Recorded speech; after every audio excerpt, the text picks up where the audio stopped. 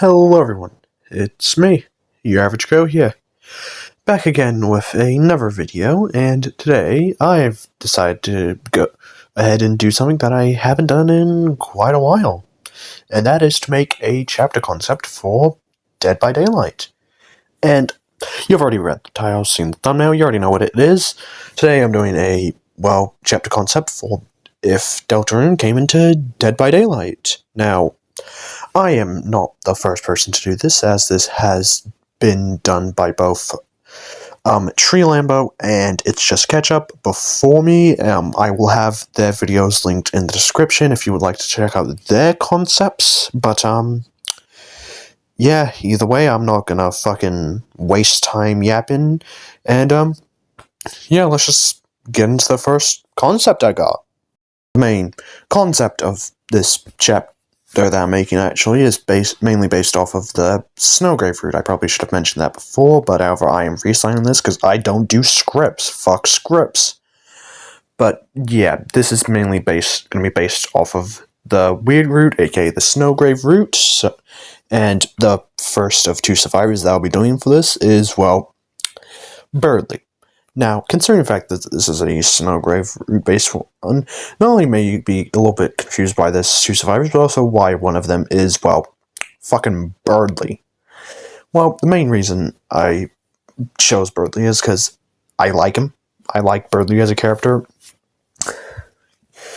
I don't know, I just enjoy the annoying gamer stereotype characters. I just find them fucking hilarious.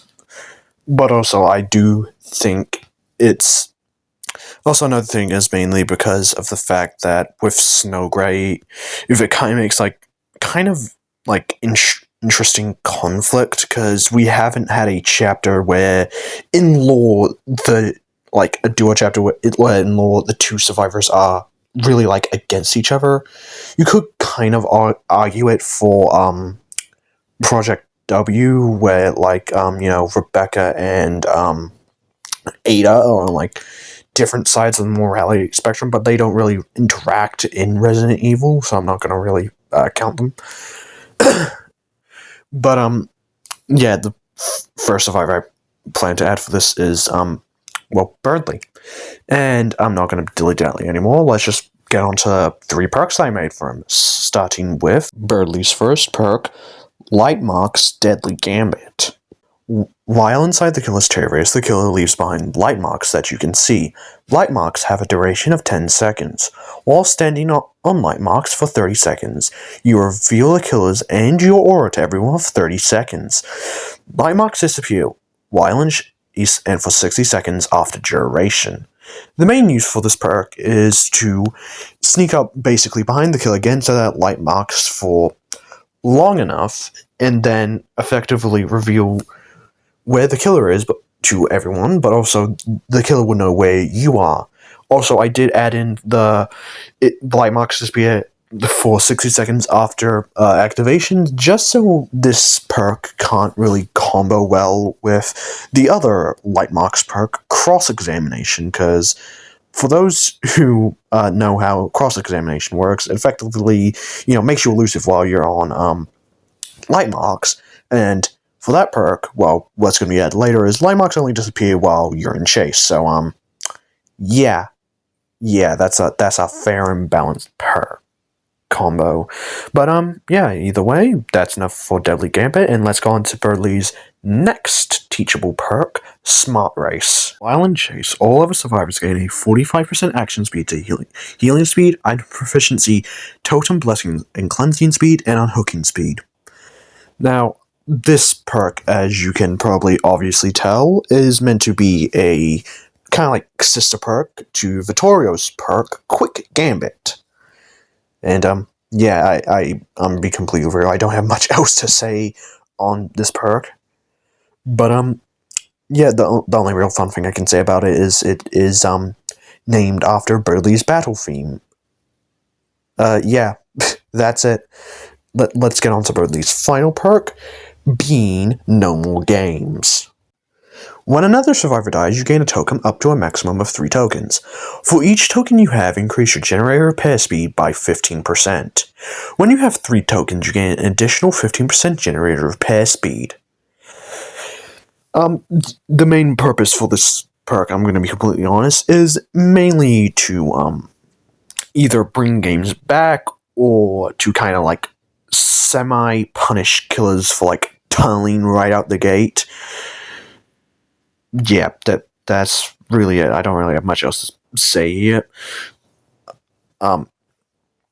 Yeah, it's mainly just meant to be like anti-tunnel perk / come back from the cusp of a game perk. And let's be completely real with ourselves here, behavior probably would make something like this. I'm calling it right now. But yeah, that's enough of talking about fucking Nerdly. And now let us get on to the second survivor within this chapter concept. The one, the only, they, them legend, Chris the Dreamer. Now, I'm not going to dilly-dally on why Chris is the other survivor. I'm going to take a decent swing guess that you probably played Deltarune if you're watching this video, but if you haven't, you should know that, well, Chris is the fucking main protagonist, so no doubt they're probably going to be in a chapter based off of the game that they are the protagonist in. And, yeah, I mean, that's just kind of obvious. But, yeah, I'm not going to dilly-dally on any other further shit. You know Deltarune, I know Deltarune, that is why Chris is in here, but yeah, let's just get into Chris's first perk, Prankster. After completing 80% of a generator, this perk activates. When the killer grabs you out of the locker, you stun and blind the killer for 4 seconds. Then this perk goes on cooldown for 60 seconds. This perk deactivates if you hop into a locker if you have been in chase within the past 15 seconds, or have done any conspicuous actions in the past 10 seconds. Now, this perk I mainly made because, for those who don't know, the deep-ass Deltarune lore, Chris has been before, like, you, the player god there, Chris was a bit of a prankster around hometown, mainly pranking Noelle, but, not a lot of people, like, talk about it from, like, the concepts for, like, this. Like, no one really pulls, like, from the fact that Chris is a prankster, and I kind of want to pull that out for my own concept, so, yeah, this is literally a perk where you, you know, try dupe the shit and prank the fucking killer here with, like, the think fast, chuckle nuts, but, yeah, that's kind of all there is for prankster, so let's get on to Chris's second perk, Invocation Puppet Strings. When in the basement near the circle, press active ability button to begin the invocation, which takes 60 seconds to complete. During an invocation, your aura is free to all of the survivors. They can join, accelerating the process by 100% if they do it. Have an invocation perk equipped, or by 50% if they do not. Once the invocation is complete, the following effects apply. Every 30 seconds, all survivors' auras are revealed to each other for 3 seconds. When a survivor has the aura revealed to another survivor, they gain a 3% action speed to repair speed, healing speed, totem blessing and cleansing, and vault speeds. You automatically enter the interstate from any previous health state and suffer from the broken state's effect for the remainder of the trial. Now, the main, like, concept for this perk is mainly due to the fact that Chris can kind of, you know, control and monitor and, like, watch the other characters in the game, you know, Rouse, Susie, and Noelle. And I kind of wanted to make a perk that kind of reflected that and also can kind of give them, like, help based off of it, but that would just kind of be too strong, so kind of basically either had to be a boon or an invocation, and since there are only 2 invocations in the game currently, being Weaving Spires and Treacherous Crows, I decided to make an invocation perk. But, yeah, that's it for Puppet Strings. And now, let us get on to Christopher Dreamer's final perk. Wait, hold on, what the fuck was his name? I forgot it. Hold on, let me check. I can't believe how I forgot, but Chris's final perk is Your Will. Each time a generator is completed, you gain a token up to a maximum of 5 tokens. For each token you have, you drop pallets 7% faster, and you stun the killer for 2% longer. Now, I'm going to be completely real when I say this. This perk was mainly made for 2 reasons. One is the fact that in every chapter of Deltarune, the characters get stronger and stronger. As, like, for example, in Chapter 1, Chris only has 90 HP. In Chapter 2, I'm pretty sure he has 120, so he gets stronger as the game goes on. But also, I'm going to be completely real with this, I kind of stole the idea from Treelambo's video, where he made Chris the Killer with his perk Became Stronger, as with Became Stronger, it basically made it so generators regress faster every single time you hook a unique survivor. I kind of want to do something similar to that, so boom, your will, motherfuckers. But yeah, that's it for Chris's perks, and now it's time to get on to the killer.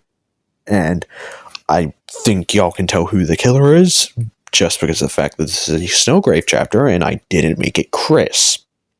Yeah, it's everyone's favorite lesbian, Noelle Holiday. Now, before immediately jumping into the perks, I do believe it will be quite appropriate to jump into Noelle's power, as, well, she will be a killer.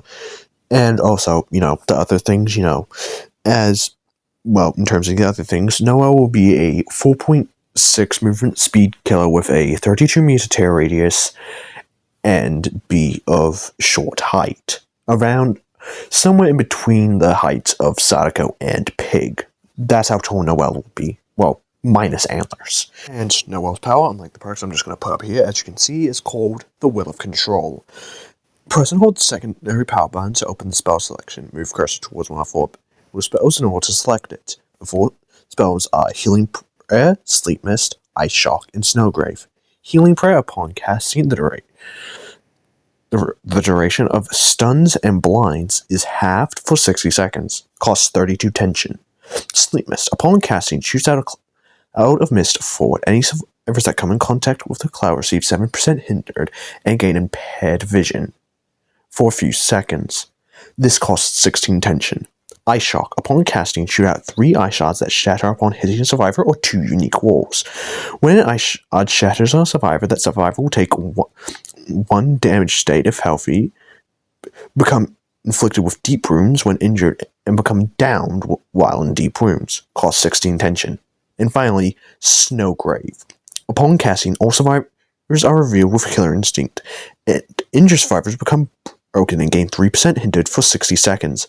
Ice Shock instantly downs all survivors, and all survivors hear tear radius on top of themselves for 75 seconds. Costs 200 tension. Special energy, tension points. Tension points passively charge at a 0.5 tension points per second. You gain extra tension points after hooking a survivor, being stunned, breaking a pallet, or a generator being completed, and damaging a survivor. You can hold up to 200 tension points at one time.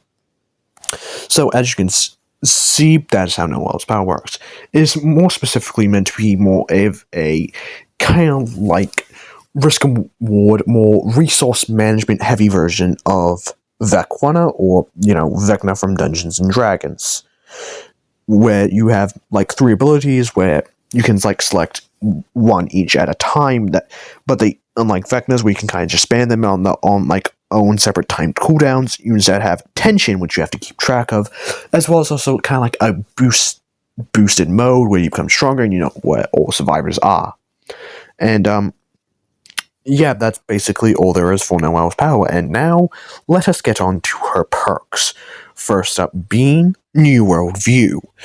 After a generator is completed, all survivors suffer from the blindness and oblivious status effects for 20 seconds. Yeah, I know it's kind of a simple perk, but, kind of like, demon shit and all, it's kind of meant to be the fact that the survivors are blind to the world, like, outside them and outside the game. Well, Noelle's kind of noticed it as, spoilers for Chapter 5, she kind of has a crash out and identity crisis about, kind of being a video game character. But, yeah, that's the basis for the perk, and, on to her next perk, Hex False Freedom. At the start of the trial, a dog totem becomes a Hex Totem. While the Hex Totem is active, the aura of all survivors is revealed to you for 3 seconds every 30 seconds.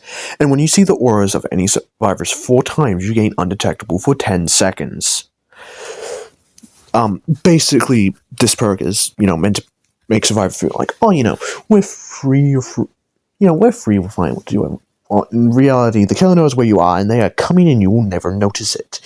As well as also the fact that it is heavily theorized in the lore to be the fact that, becoming undetectable kind of like severs your tie from the entity, and, Noelle believes she is free while she is being controlled, and, becoming undetectable is kind of like becoming free for a little bit, but in reality, you're still being controlled, Themiism! Anyways, time for her final perk, Scourge Hook, Thorn My Side. At the start of a 4 hooks become Scourge Hooks. Whenever you hook a survivor on Scourge Hook, the survivor that unhooked the hook survivor has the aura revealed to you for 25 seconds, and you gain the undetectable status effect for 25 seconds.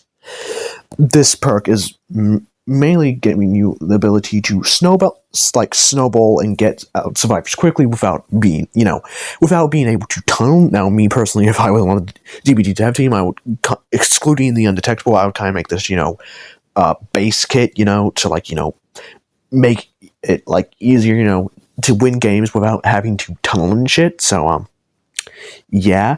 But however, since I am not a DBD dev, and I think enough people have already done enough yapping about this game's balance on YouTube already. I don't think I need to throw my head in the ring.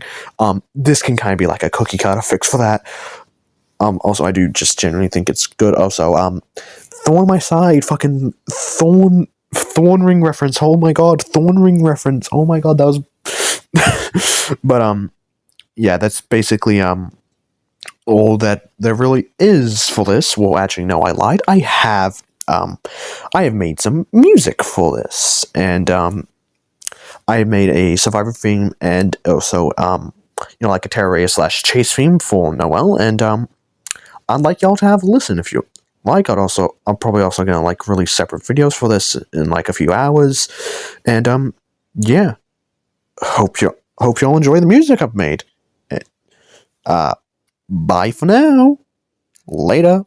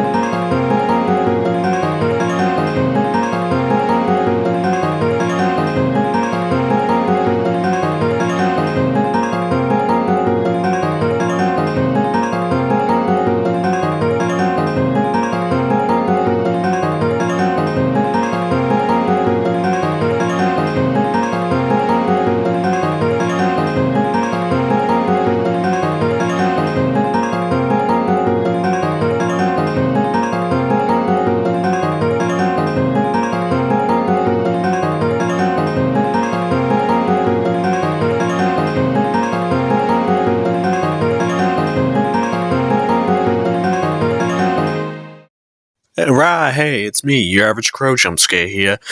And, yeah, I just kind of want to thank y'all for making it to the end, and, kindly ask y'all to like and subscribe, because I didn't really want to waste y'all's time while actually, watching the video, so, yeah, please do that now while you, look at this image of Rousey praying on the downfall of the fucking twink-ass flower.